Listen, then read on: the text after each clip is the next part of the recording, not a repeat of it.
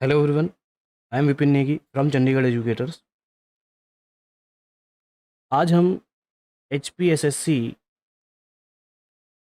JEE civil का जो paper हुआ था फॉर दी पोस्ट कोड 900 उसका पेपर डिस्कस करने वाले हैं। फर्दर अगर मैं बात करूं तो ऑलरेडी इस पेपर का पार्ट 1 हम लोग जो है डिस्कस कर चुके हैं। तो कहीं ना कहीं ये आपका पोस्ट कोड 900 का सेकंड पार्ट आपके सामने आ रहा है।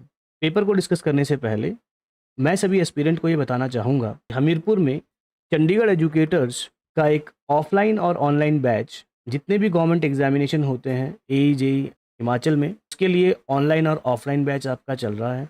फर्दर एसएससी जेई के रिगार्डिंग नया बैच आपका शुरू हो रहा है। जैसे कि आप सभी एस्पिरेंट जानते हो कि एसएससी जेई ने रिसेंटली अपना कैलेंडर लॉन्च किया था, जहाँ पे उन्होंने कहा था कि नवंबर में एसएससी जेई का प्रिलिमिनरी एग्ज़ाम जो है वो आपका होने वाला है।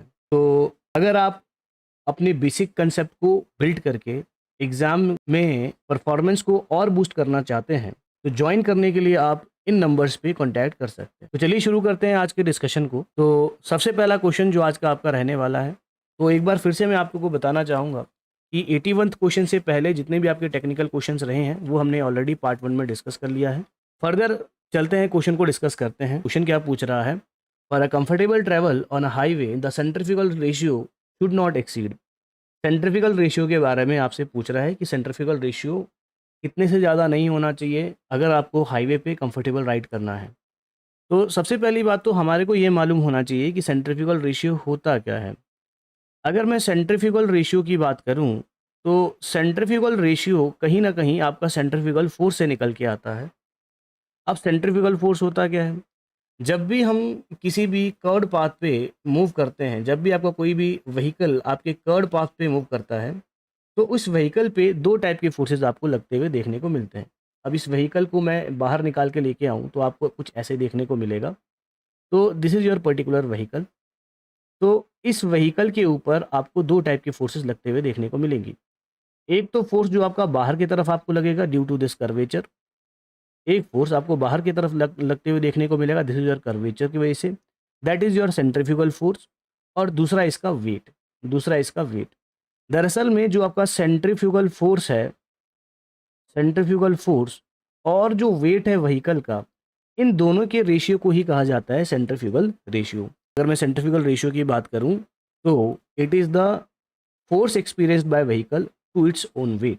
कहीं ना कहीं ये फोर्स और जो आपके पास सेंट्रीफ्यूगल फोर्स है और फर्दर जो व्हीकल का वेट है, इन दोनों का रेशियो आपका रहता है। सेंट्रीफ्यूगल फोर्स की अगर मैं बात करूं तो सेंट्रीफ्यूगल फोर्स पी से इसको हम लोग डिनोट करते हैं, that is equals to W v² divided by R into G. Ultimately सवाल की बात करूं तो आपसे पूछा है सेंट्रीफ्यूगल रेशियो।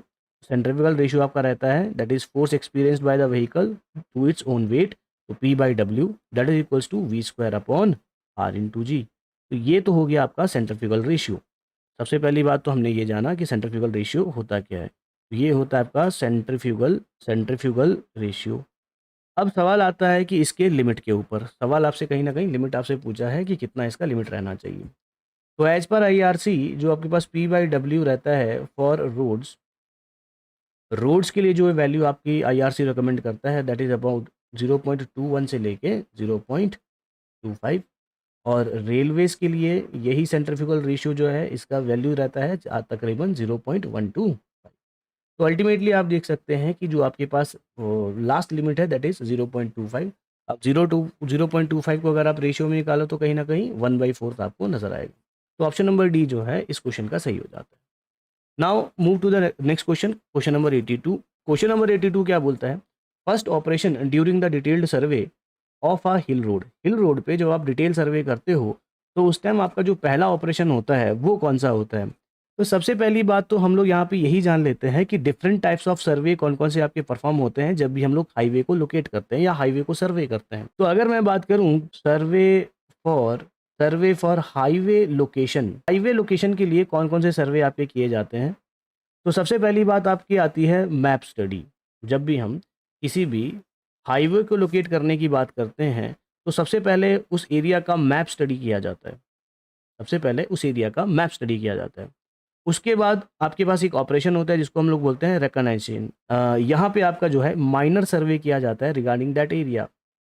फर्दर उसके बाद जो सर्वे होता है दैट इज योर प्रीलिमिनरी सर्वे। और प्रीलिमिनरी सर्वे की अगर मैं बात करूँ तो यहाँ पे आपका जो है जो भी आपका सूटेबल रूट है या बेस्ट रूट है वो आपका फाइंड आउट किया जाता है। एंड फर्दर प्रीलिमिनरी सर्वे के बाद आपका एक और सर्वे होता है जिसको आप लोग बोल सकते हैं that is final location survey और डिटेल्ड सर्वे। तो सवाल की अगर मैं बात करूं तो सवाल में आपसे कहीं ना कहीं ये डिटेल सर्वे की बात कर रहा है, इसी सर्वे की बात कर रहे हैं।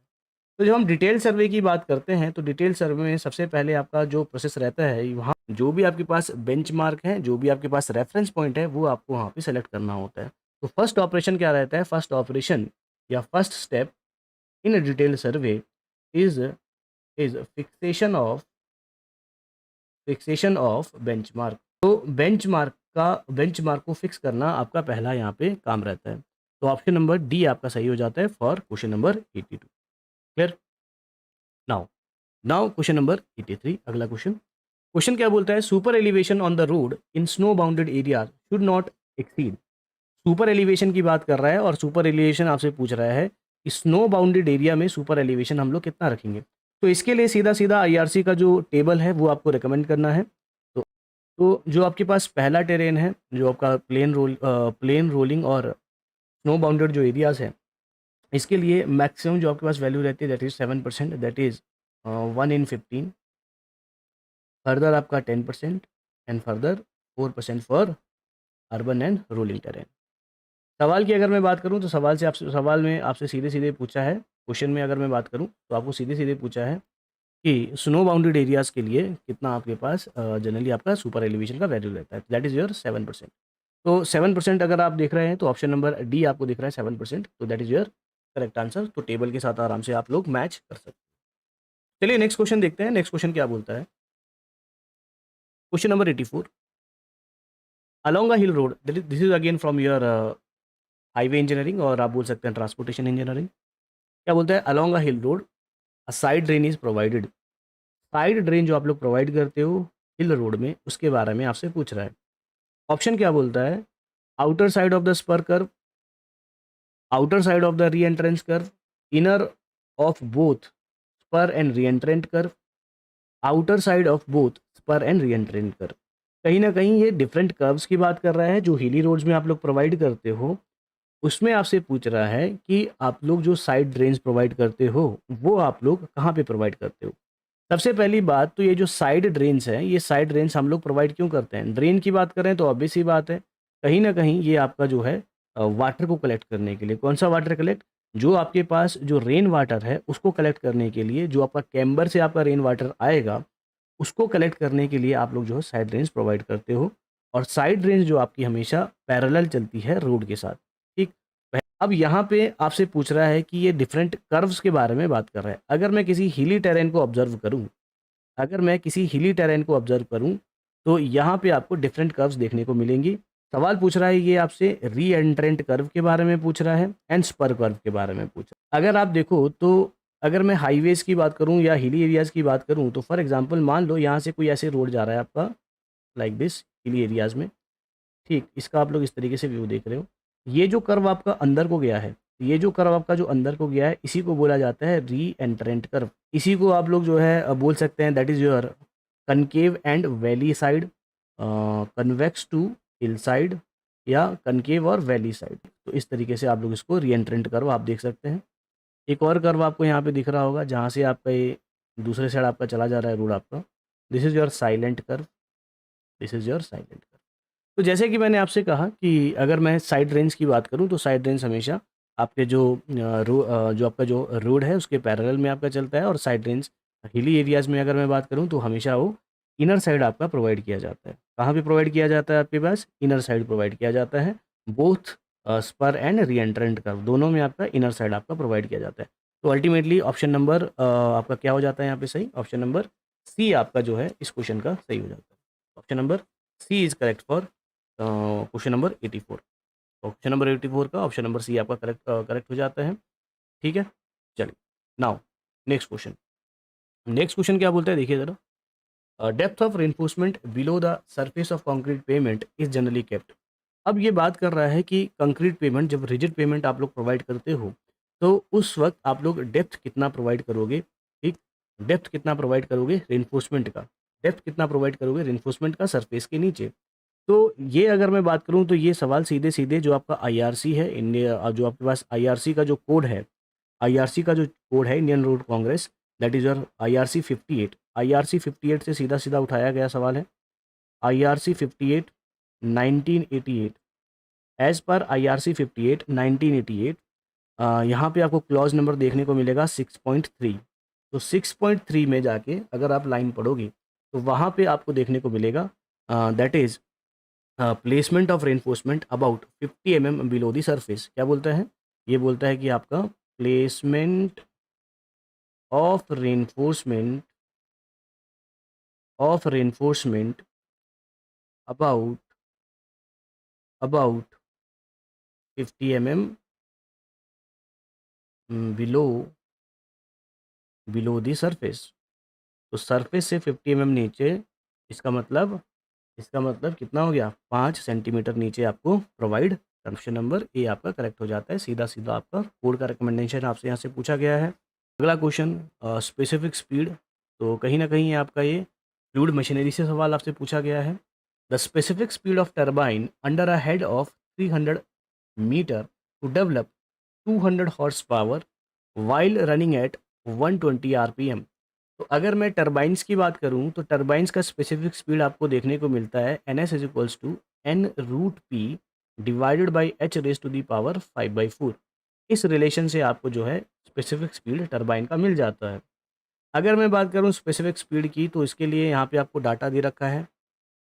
एन क्या है आपके पास? That is your RPM, P is your power, H जो है आपके पास दैट इज़ योर हेड। तो सारी चीज़ें आपको यहाँ पे आराम से दे रखी हैं, सारी चीज़ें आपको आराम से दे रखी हैं। बस आपको क्या करना है, वो आपको यहाँ पे वैल्यूज़ पुट करनी है। तो अगर मैं एन की बात करूँ 120 आपको दे रखा हुआ है, अंडर रूट पावर को आप लोग 200 एचपी आराम से लगा सकते हो। अगर 200 एचपी डायरेक्टली आप लोग लगाओगे, 200 एचपी अगर आप डायरेक्टली आप लोग लगाओगे तो values will be in MKS. अगर आपको एसआई में चाहिए यूनिट, तो आपको क्या करना पड़ेगा, इसको किलोवाट में कन्वर्ट करना पड़ेगा। किलोवाट में कन्वर्ट करने के लिए कुछ नहीं करना है, इसको मल्टीप्लाई करना है 0.735 से। इसको मल्टीप्लाई कर देंगे डिवाइडेड बाई एच, एच कितना दिया है आपको 300 मीटर, राइट? 300 मीटर, तो 300 रेज़ टू द पावर 5/4। तो अल्टीमेटली जब आप इसको सॉल्व करोगे, I think it is coming out to be, इसको सॉल्व करेंगे तो 1.16 के आसपास ये आ रहा है। तो आप देख सकते हैं values will be near by, आप बोल सकते हैं ए ऑप्शन आपका ज़्यादा सेटिस्फाइंग है, बट ए ऑप्शन का भी नहीं आ रहा है। दरअसल में कुछ आप देख सकते हैं, तो ऑप्शन नंबर ए आप यहाँ पे मार्क कर लोगे। बाकी के ऑप्शन तो आपको देख सकते हैं काफ़ी ज़्यादा आपको वेरिएशन यहाँ पे दिख जाएगा। ठीक है, चलिए। तो क्वेश्चन नंबर 87 का option number A will be our correct answer रहेगा। ठीक, चलिए उसके बाद बात करते हैं क्वेश्चन नंबर 88। क्वेश्चन नंबर 88 क्या पूछता है? The headlight of vehicle, this is again from highway engineering. The headlight of vehicle should be such that it its lower beam illuminate objects at. ये बता रहा है कि जब आपके पास व्हीकल की अगर मैं बात करूं, तो व्हीकल में जब हम हेडलाइट की बात करते हैं, यहाँ पे दो टाइप के आपके पास वेरिएशन देखने को मिलता है, जहाँ पे एक होता है लो बीम, एक होता है हाई बीम। तो अगर मैं बात करूँ हाई बीम की, तो हाई बीम जनरली आपका जो ऑब्जेक्ट है वो आपका 90 मीटर से लेके 150 मीटर जो आपका रहेगा, इतने दूर ऑब्जेक्ट को एलिमिनेट कर लेगा। और अगर मैं लो बीम की बात करूं, तो लो बीम के लिए क्या बोलता है? लो बीम के लिए लगभग 30 मीटर के आसपास जो आपका ऑब्जेक्ट होगा, वो आपका जो है एलिमिनेट, वो आपको दिखना चाहिए। तो ऑप्शन नंबर बी 88 का सही हो जाता है। 88 क्वेश्चन के लिए option number B will be correct answer. ठीक, चलिए now move to the next question, question number 89। क्या बोलते हैं देखो ज़रा। As the depth of immersion of vertical plane surface increases, the location of centre of pressure will be. अब अगर आप देखो तो this is again from fluid mechanics से सवाल सीधा सीधा आपसे पूछा गया है। ये कह रहा है कि डेप्थ ऑफ इमर्शन, ये क्या बोल रहा है? Depth of immersion of vertical plane surface increases. अब ये क्या बोल रहा है? सवाल आपसे ये बोल रहा है कि मान लो आपके पास एक प्लेन सरफेस है, इस प्लेन सरफेस का मैं डेप्थ इंक्रीज करूँ। मान लो ये प्लेन सरफेस आपका पहले यहाँ पर है, तो इस प्लेन सरफेस का अगर मैं डेप्थ इंक्रीज करूँ, तो location of centre of pressure will be. अब अगर मैं बात करूँ, तो देखिए ज़रा, जब भी कोई भी ऑब्जेक्ट पानी में इस तरीके से वर्टिकली डुबोया है, तो ऑब्वियस सी बात है यहाँ पे कुछ आपको हाइड्रोस्टैटिक फोर्सेस आपको देखने को मिलेगा। Hydrostatic forces will be acting like this. आपको हाइड्रोस्टैटिक फोर्स आपको देखने को मिलेगा, force is equals to rho ji H bar into area like this. तो अगर मैं बात करूँ तो ये जो फोर्स है, ये फोर्स का लोकेशन जो रहता है that is called your centre of pressure. ये जो फोर्स का लोकेशन होता है that is your centre of pressure, ठीक है। फोर्स का मैग्नीट्यूड होता है आपके पास कितना, rho ji H bar into area, and this location will be your H C P.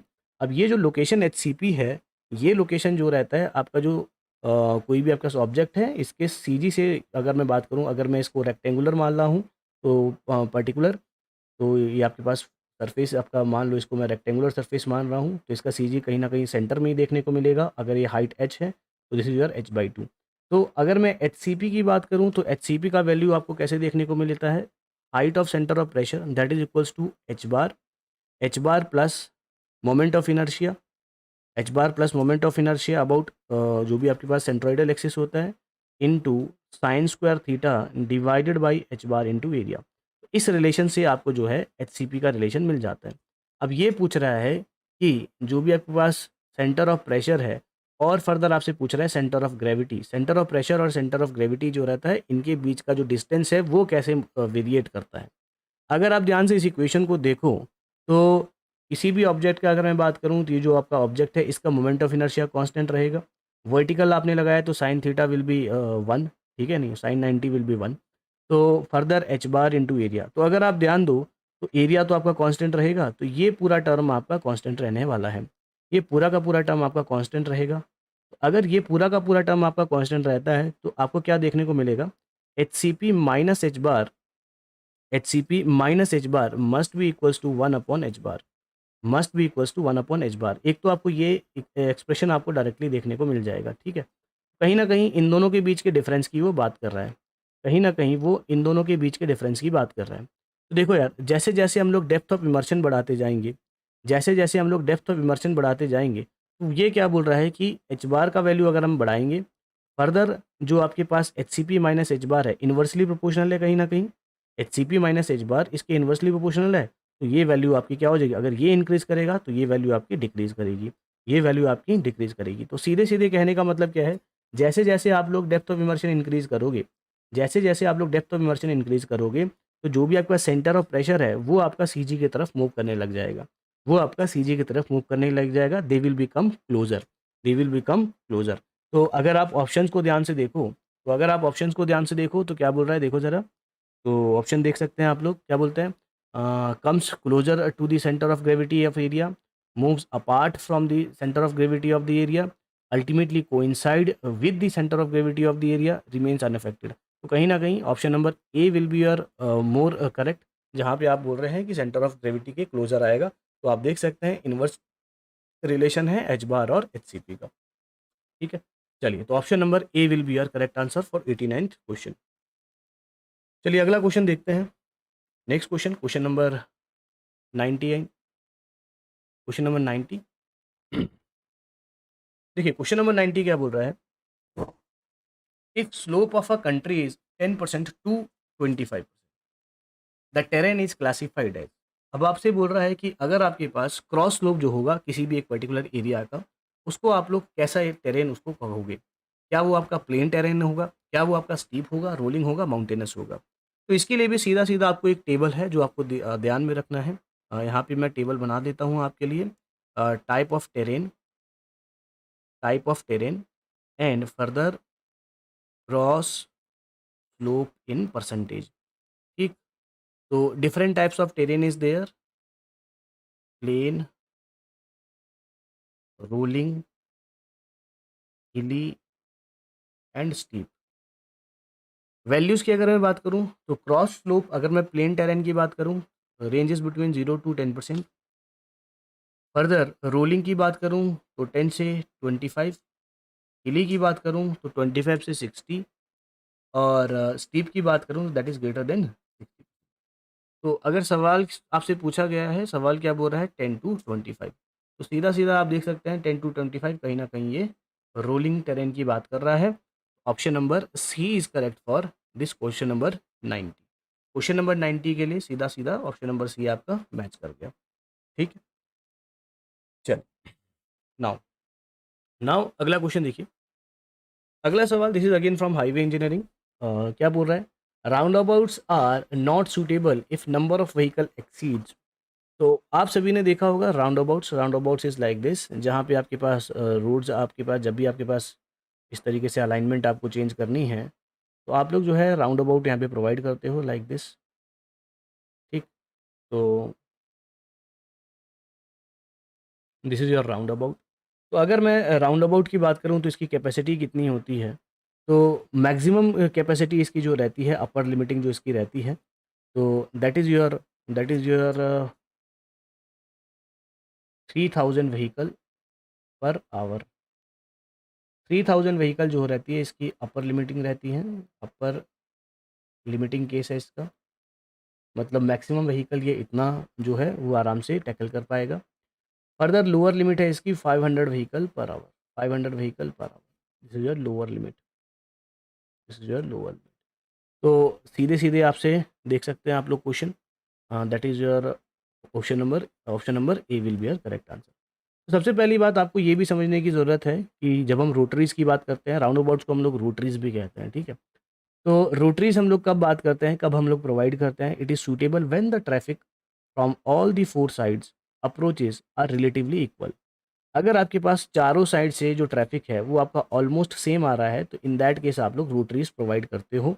तो रोटरीज की अगर मैं बात करूं तो रोटरीज की जो मैक्सिमम कैपेसिटी होती है वो होती है आपकी 3000 व्हीकल पर आवर, और जो इसकी लोअर लिमिट होता है उसका 500 व्हीकल पर आवर। तो ये आपको ध्यान में रखना है, डायरेक्ट सवाल आपसे पूछा गया है।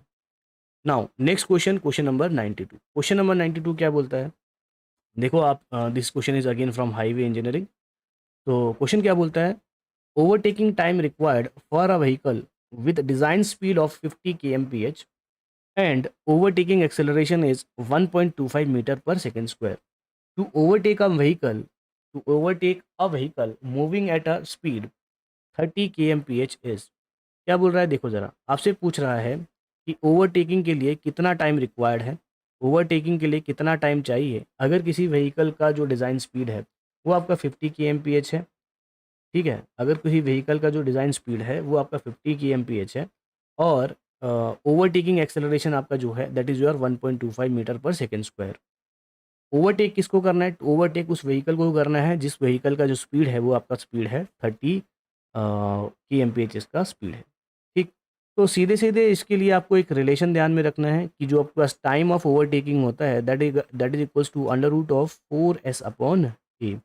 तो अगर मैं यहाँ पे एस की बात करूँ तो that is your space headway. तो स्पेस हेडवे की बात करूँ तो that is given by 0.7 times of V B plus L. तो अगर मैं एल की बात करूँ, अगेन एल क्या है आपके पास, L is your length of wheel base. L क्या है आपके पास, that is your length of wheel base. Generally हम इसको 6 मीटर ले लेंगे क्योंकि डाटा आपके पास नहीं है, 6 मीटर आपको लेना है। वेलोसिटी ऑफ बी व्हीकल, जिसको आप लोग जो है ओवरटेक करना चाह रहे हो, इसका वेलोसिटी कितना है आपके पास 30 kmph। इसको आप लोग मीटर पर सेकेंड में कन्वर्ट करोगे।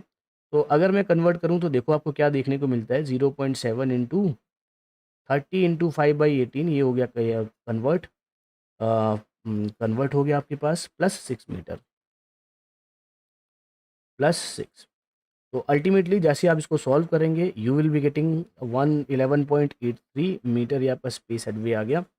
तो time taken that is equals to under root of 4 into 11.83 divided by acceleration, आपको सवाल में दे रखा हुआ है, कितना दे रखा हुआ है 1.25, 1.25।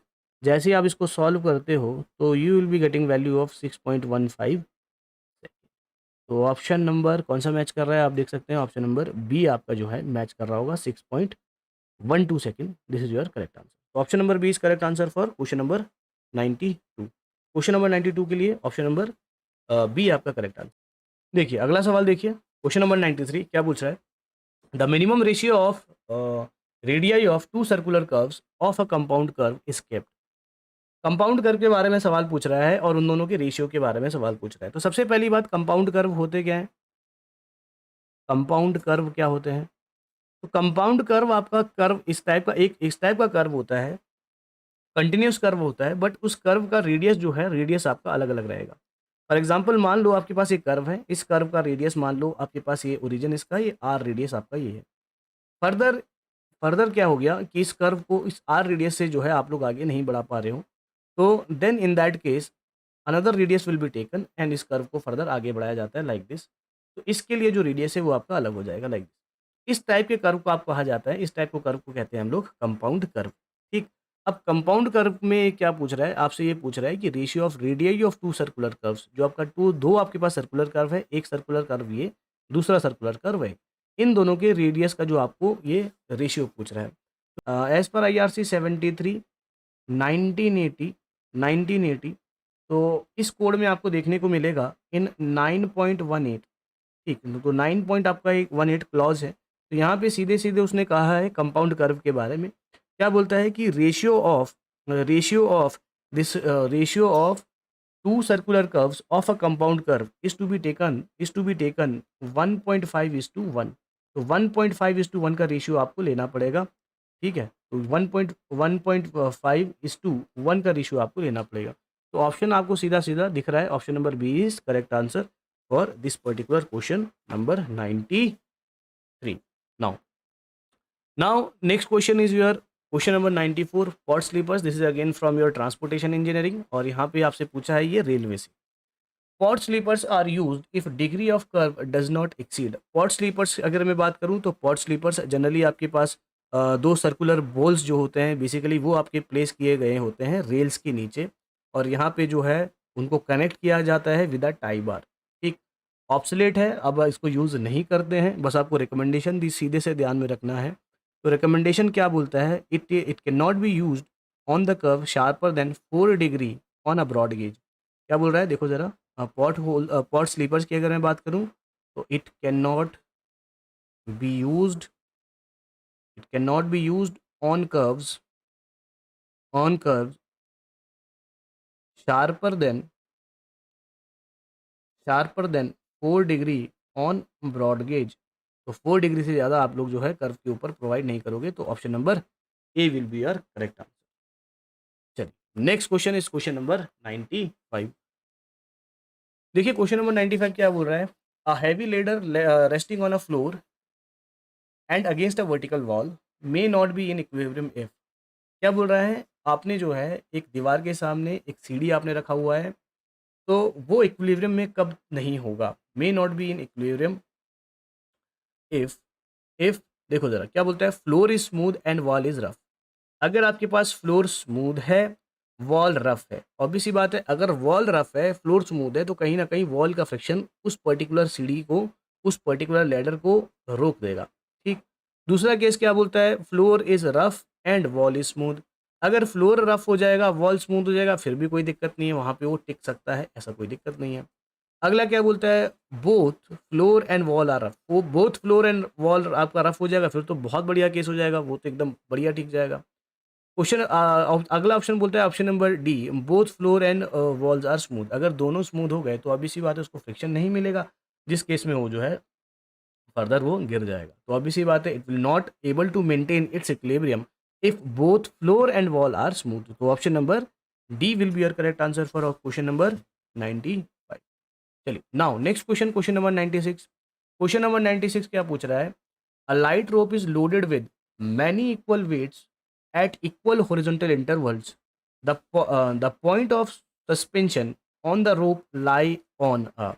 आपसे पूछ रहा है कि अगर किसी भी रोप के ऊपर, किसी भी लाइट रोप के ऊपर बहुत सारे पॉइंट लोड अगर हम लगा दें इक्वल वेट्स का, सही बात है, बहुत सारे इक्वल वेट का लोड हम लोग लगा लें और बहुत सारे इक्वल वेट का जो लोड है वो आपका सेम इंटरवल पे होगा। कहीं न कहीं ये क्या बात कर रहा है कि किसी भी पर्टिकुलर रोप के ऊपर आपने क्या कर रखा है, इक्वी डिस्टेंस के ऊपर बहुत सारे, इक्वी डिस्टेंस के ऊपर इक्वल वेट के आपने लोड लगा रखे हैं और भी बहुत सारे।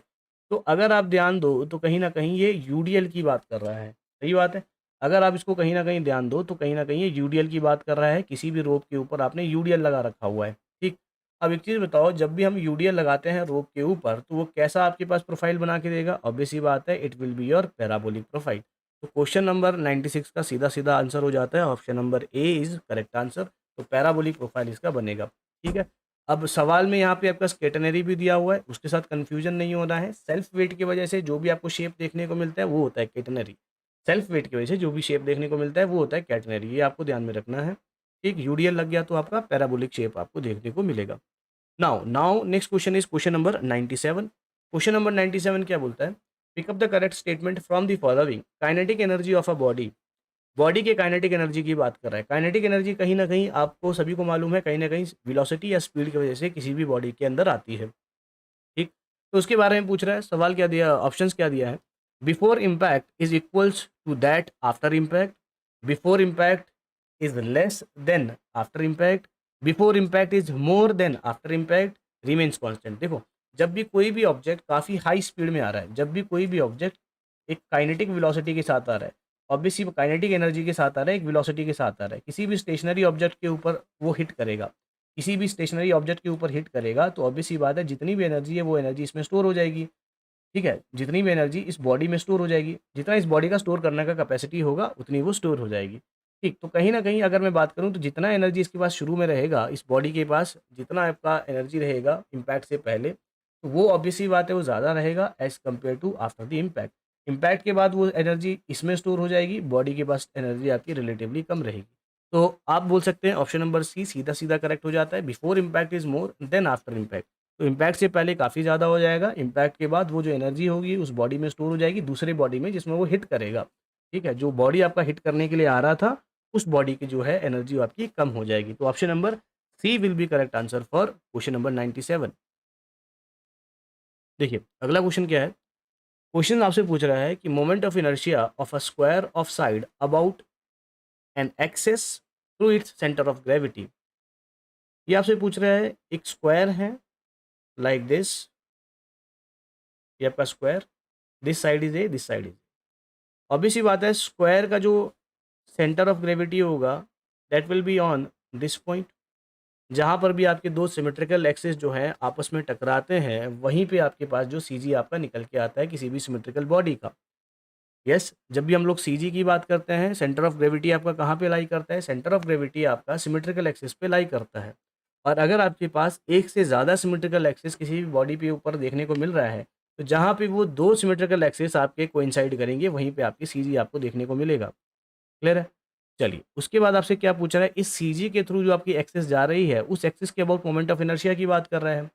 सीधे-सीधे आप लोग जानते हैं, अगर मोमेंट ऑफ इनर्शिया की बात करूँ, चाहे वो एक्स-एक्स एक्सिस के अबाउट की बात करें, चाहे वो वाई-वाई एक्सिस के अबाउट करें, तो that will be equals to, सीधे-सीधे आप लोग ध्यान में रखेंगे, that is equals to, that is A into A cube by 12, that is equals to A 4 by 12।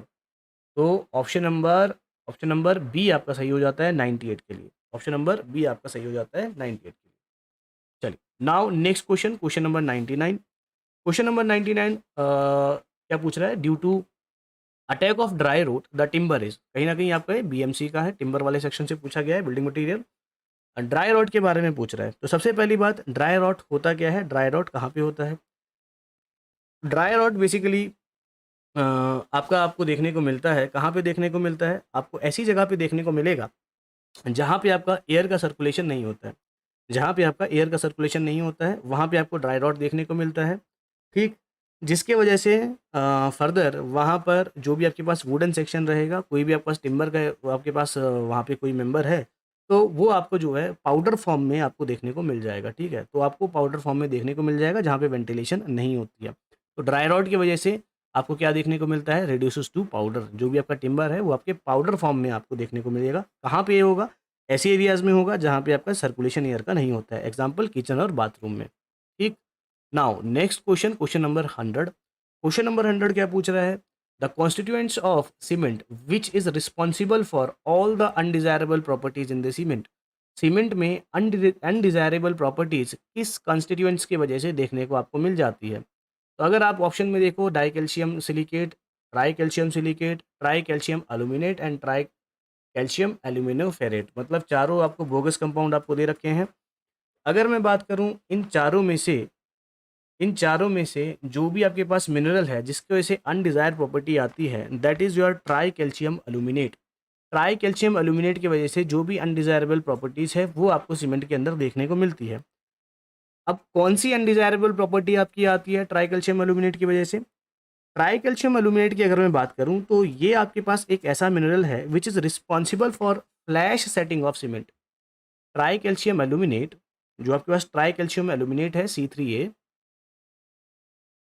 Try calcium aluminate C3A, this is responsible for flash setting in, responsible for flash setting in cement, flash setting in cement. Cement में जो flash setting होती है वो आपकी C3A की वजह से होती है। फर्दर अगर मैं बात करूं C3A, it also leads to volume change in it, जिसकी वजह से वॉल्यूम चेंज भी आपको जो है C3A की वजह से देखने को मिलता है। Volume change is due to this. ठीक, तो C3A की वजह से वॉल्यूम चेंज भी आपको देखने को मिलेगा। फर्दर अगर मैं C3A की बात करूं तो this is also responsible for development of cracks and shrinkage. Obvious सी बात है, cracks and shrinkage these are most undesirable properties of the cement. Cracks और श्रिंकेज आपको नहीं दिखना चाहिए। ठीक, तो ये प्रॉपर्टी कहीं ना कहीं आपकी ट्राई कैल्शियम एल्यूमिनेट से आती है। That's why it is the responsible for undesirable properties of cement. तो C3A की अगर मैं बात करूं तो this is also responsible for, this is also responsible for development of, development of cracks and shrinkage. तो श्रिंकेज और क्रैक्स के लिए भी आपका C3A रिस्पॉन्सिबल रहता है। तो ये आपको ध्यान में रखना है, डायरेक्ट आपका सवाल आपसे पूछा गया है। चलिए नेक्स्ट क्वेश्चन है आपके पास, क्वेश्चन नंबर 101। क्वेश्चन नंबर क्या पूछ रहा है आपसे, inner part of timber log surrounded the pitch is called. Pitch के बाहर से जो आपके पास लेयर होता है टिम्बर का, वो आपका क्या कहला जाता है। अगर मैं टिम्बर सेक्शन को ध्यान से देखूं तो आपको कुछ ऐसे देखने को मिलेगा।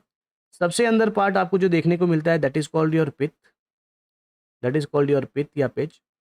तो इसके बाहर से जो आपके पास एक लेयर आपको देखने को मिलता है लाइक दिस, ये तो आपके पास हो गया पिच। इसके बाहर से जो लेयर देखने को मिलता है that is your heartwood, that is your heartwood.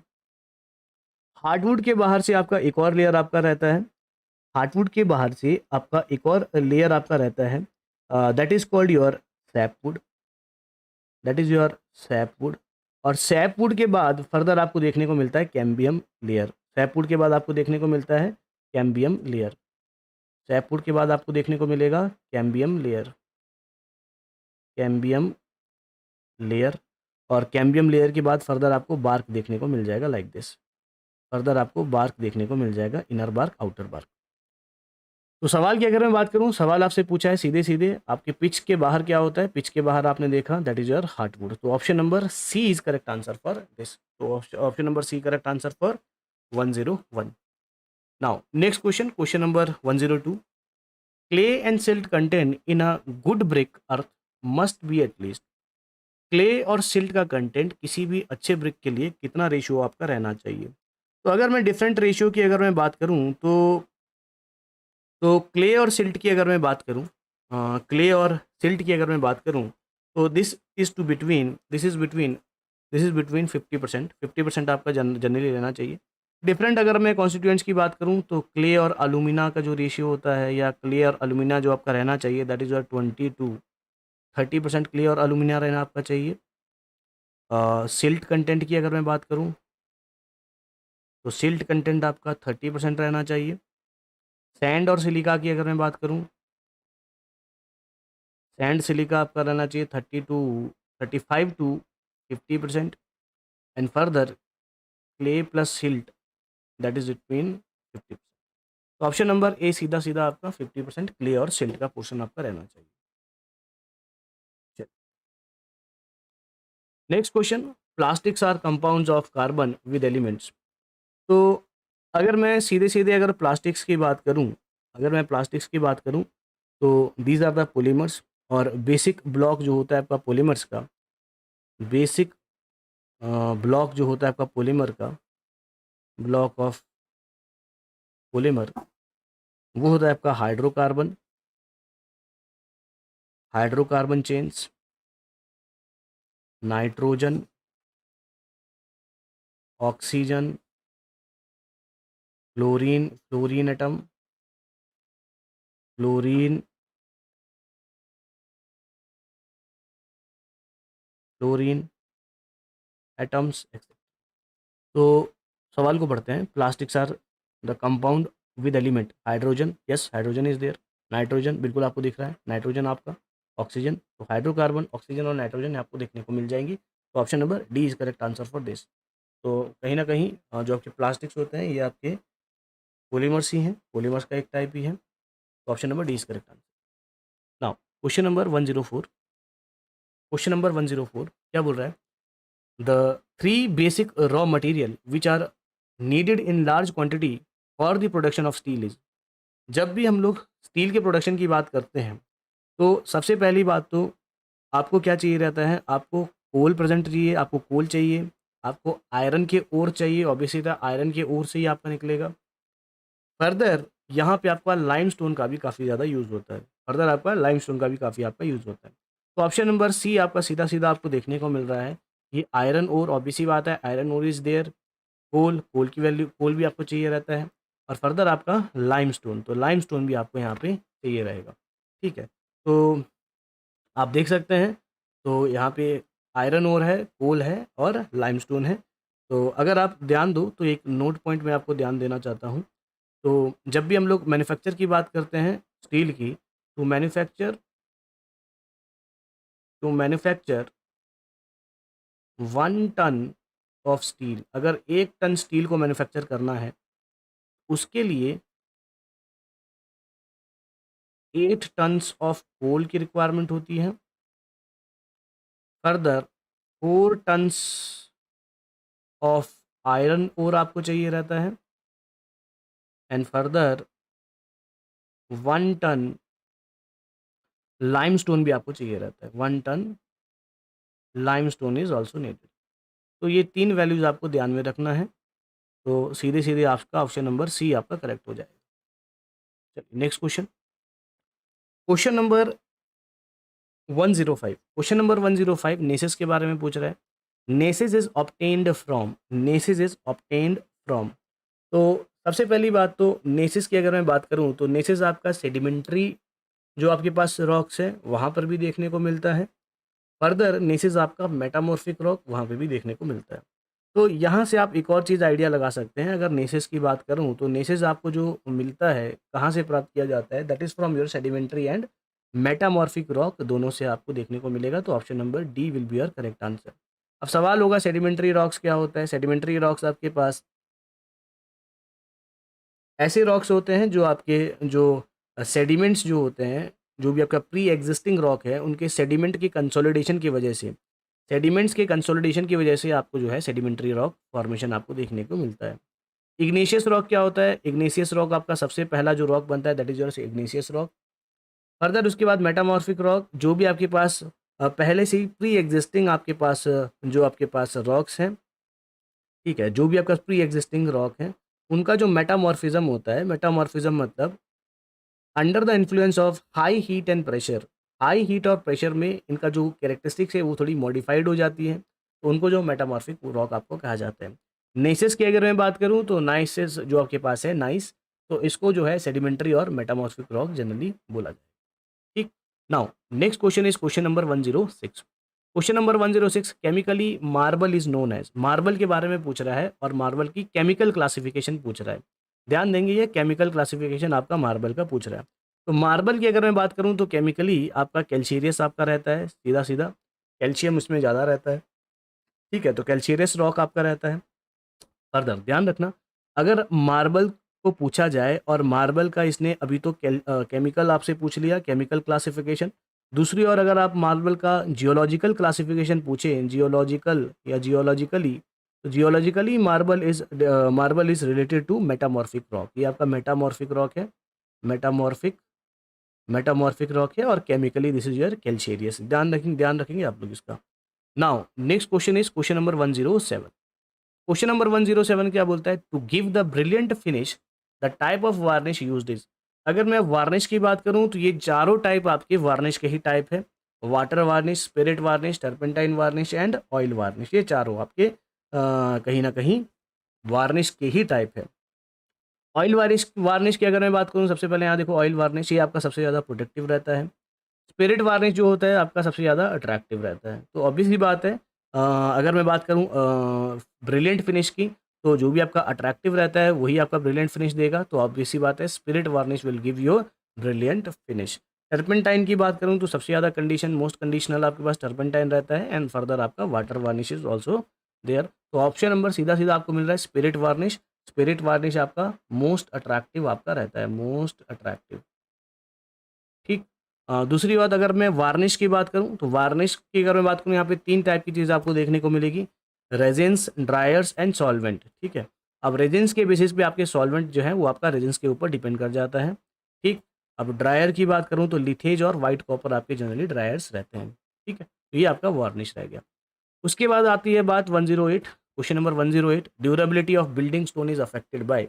तो जब हम बिल्डिंग स्टोन्स की बात करते हैं कि उनकी ड्यूरेबिलिटी किसकी वजह से अफेक्ट करेगी, ऑब्वियस ही बात है केमिकल कंपोजिशन, उनका जो केमिकल कंपोजिशन है उसके ऊपर भी डिपेंड करेगा उसकी ड्यूरेबिलिटी। दूसरी बात टेक्सचर के ऊपर ऑलमोस्ट आपका डिपेंड करेगा, सही बात है। थर्ड ऑप्शन है आपका रेजिस्टेंस टू एटमॉस्फेयर, बिल्कुल सही बात है, जो भी आपका एटमॉस्फेरिक जो आपके पास रेजिस्टेंस है उसके ऊपर भी कहीं ना कहीं इसका जो आपका बिल्डिंग स्टोन है उसकी ड्यूरेबिलिटी डिपेंड कर जाती है। तो option number D is correct answer for this question number 108। तो क्वेश्चन नंबर 108 के लिए ऑप्शन नंबर डी आपका सही आंसर हो जाता है। चलिए move to the next question, question number 109। Question number 109 की बात करें तो question number 109, black cotton soil is unsuitable for foundation because, this is again from soil mechanics.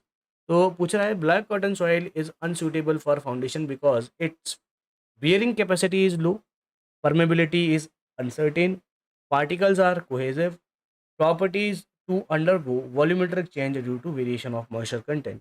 तो अगर मैं ब्लैक कॉटन सॉइल की बात करूं तो ब्लैक कॉटन सॉइल जो रहता है वो काफ़ी एक्सपेंसिव नेचर का सॉइल रहता है।